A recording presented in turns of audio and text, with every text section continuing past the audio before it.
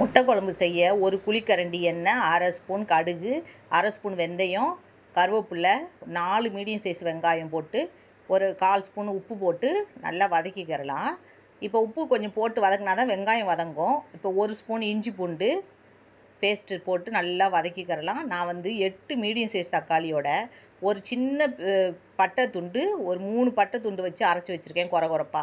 அதை மூடி போட்டு எடுத்தோடனே எண்ணெய் பிரிஞ்சு வந்துடும். இப்போ வந்து அரை ஸ்பூன் மஞ்சத்தூள், நான் வந்து இதில் இந்த ஸ்பூனில் 1 1/4 ஸ்பூன் வந்து தனியாத்தூள், அதே 1 1/4 ஸ்பூன் வந்து மிளகாத்தூள் போட்டுக்கிறேன்.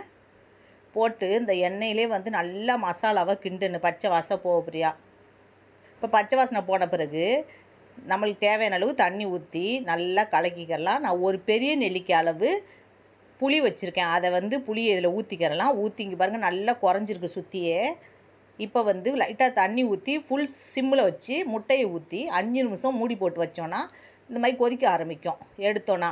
இப்போ கொத்தமல்லியை போட்டுக்கலாம். இப்போ மீடியம் ஃப்ளேமோட கொஞ்சம் கம்மியாக வச்சோன்னா இந்த மாதிரி நல்லா கொதிக்கும். அவ்வளோதான். இப்போ வந்து அடுப்பை ஆஃப் பண்ணிக்கிறலாம். சூப்பரான முட்டை குழம்பு ரெடி.